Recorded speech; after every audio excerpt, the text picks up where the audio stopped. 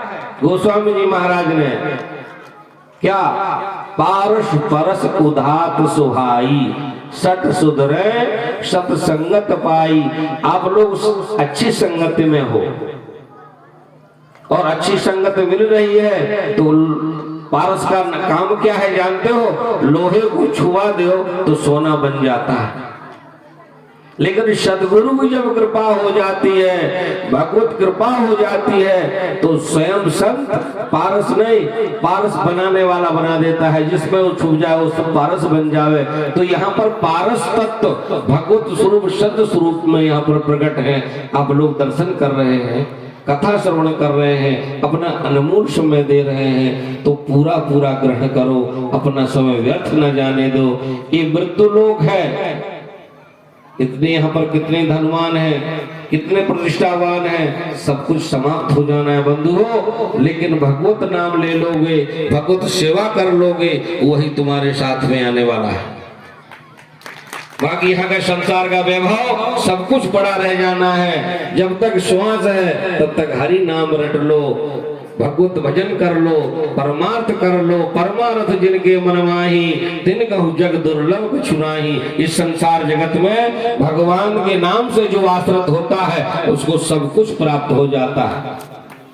भगवान के जो रामचानुग्रही होते हैं, भगवान के जो भक्त होते हैं, उनको भगवान सब कुछ प्राप्त हो जाता है। आज देखिए कथा में परम विनीत प्रेमी भागवत भक्त केवट का प्रसंग था।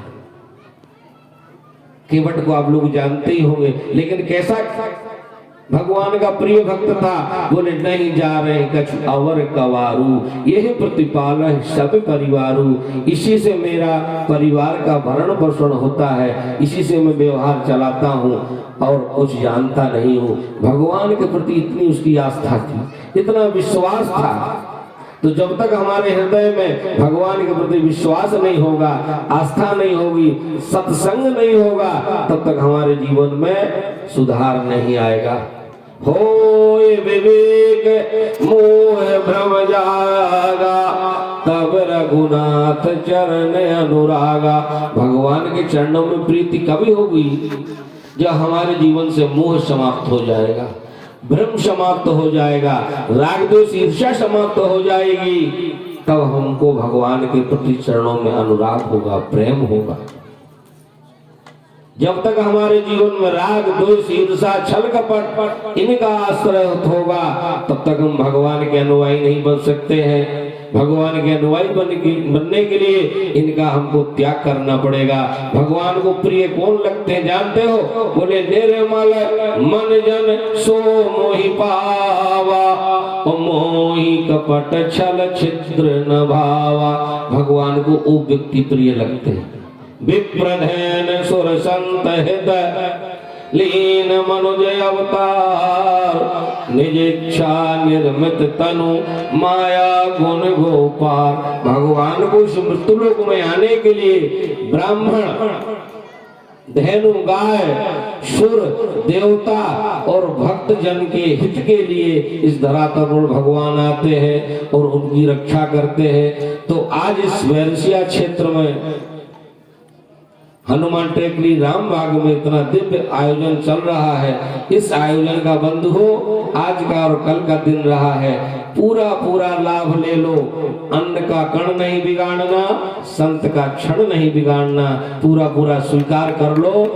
तो यदि आपने आश्रित हो गए और स्वीकार कर लिया तो जीवन आपका धन्य बन गया, कृतकृत हो गया।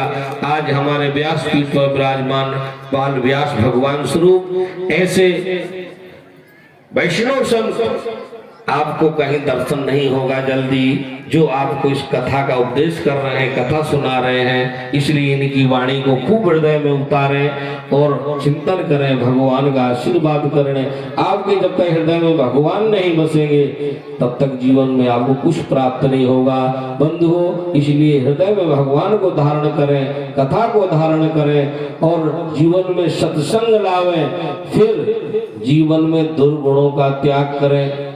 यहाँ पर ज्यादा हम देखता हूँ कि राम से यज्ञ में जो बैठी हुई यजमान है वो भी चिलम लगाते हैं, फिर बैठते जाके यज्ञ में बैठते हैं। लो और हरिओम इसी पांडाल में बैठ करके इसमें हरिओम कर रहे हैं, तो ये सब नहीं होना चाहिए।